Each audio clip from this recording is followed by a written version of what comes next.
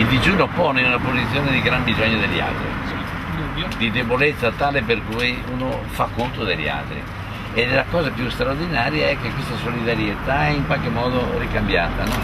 E se diventa anche informazione su queste cose qua, su cui ormai una barbarie al giorno prendiamo assuefazione di tutto, allora è importante anche fare informazione. Beh, non le sembra che la scelta della militarizzazione del Dalmolin sia in netta opposizione con lo spirito e la lettera dell'articolo 11 della Costituzione italiana?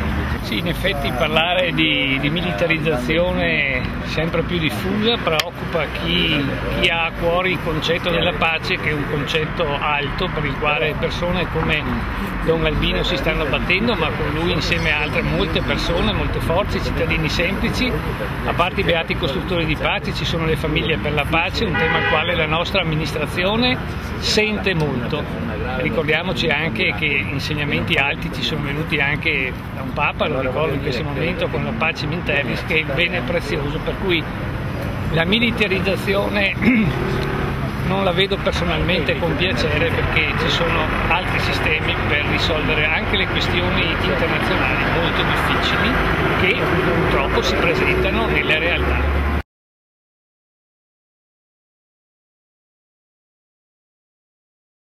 Mi sono letto stamattina la lettera che il commissario Costa ha scritto ad Arturo Parisi.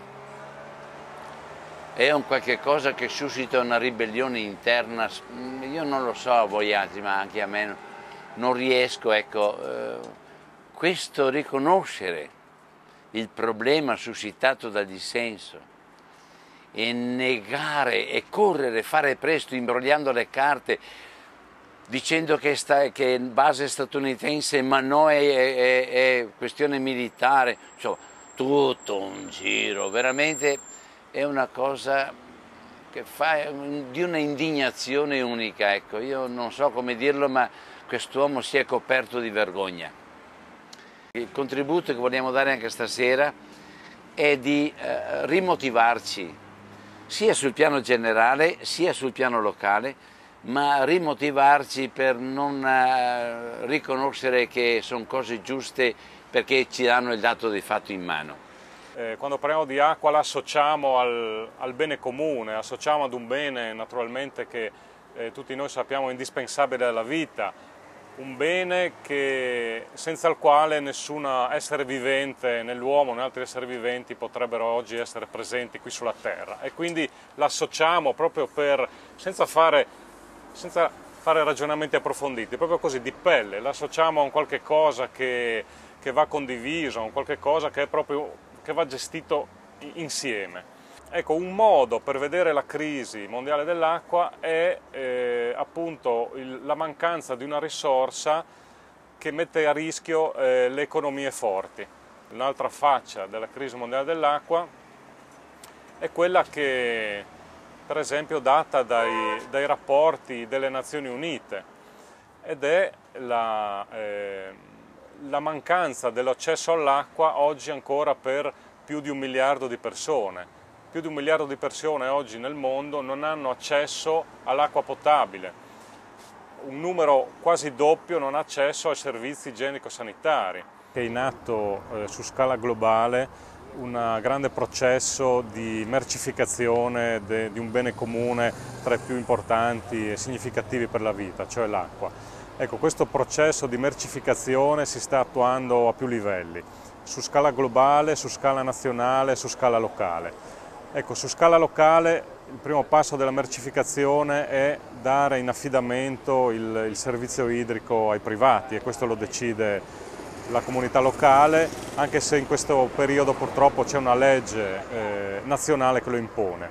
Su scala globale i processi di mercificazione sono tra i più diversificati.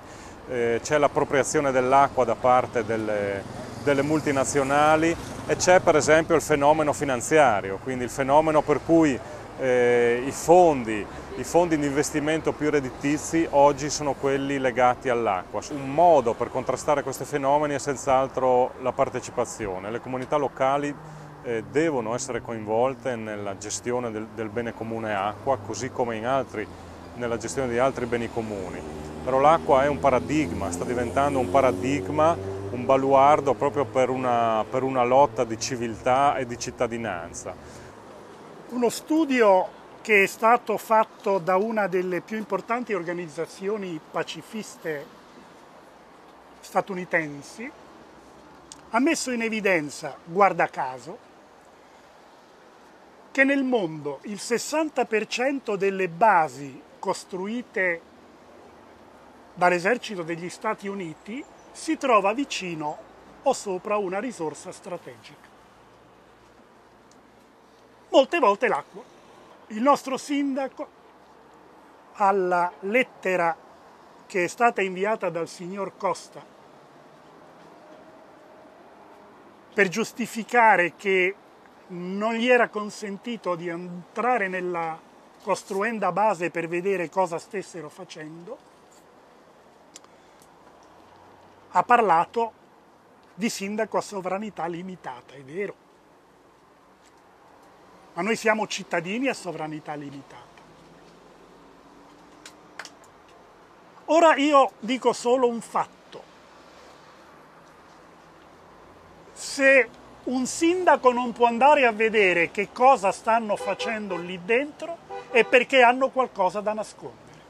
Perché se non avessero niente da nascondere, non capisco perché non potrebbe andare a vedere. Se stessero facendo le cose così come le hanno raccontate nelle relazioni che hanno dovuto sottoporre all'approvazione delle nostre autorità, approvazione che è stata data prima ancora che finissero le relazioni, tra parentesi, allora non capisco perché non possiamo andare a vedere che cosa stanno facendo.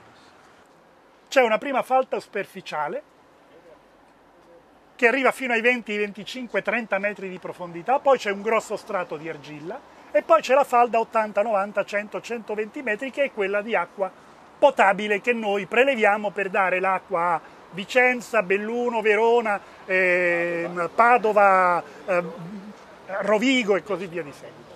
La base è perpendicolare alla falda e quindi ostacola il deflusso di questa falda. Questo può significare, per esempio, che in momenti di grosse precipitazioni l'acqua, non riuscendo a scorrere, il livello sale a monte, scende a valle e tutte le case che si trovano nella zona est si ritroveranno le cantine allagate.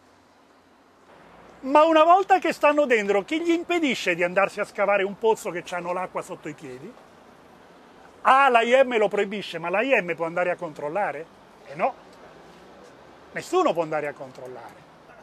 Se poi, Dio non voglia, fossero vere le notizie che sono apparse in questi ultimi 15-20 giorni, voci, che si troverebbero in grossissime difficoltà perché sembra che in certi punti i pali gli sprofondano, perché il terreno non tiene, e allora dovessero passare a un altro tipo di fondazione, che sono le fondazioni a diaframma, allora saremmo veramente a un disastro completo e totale.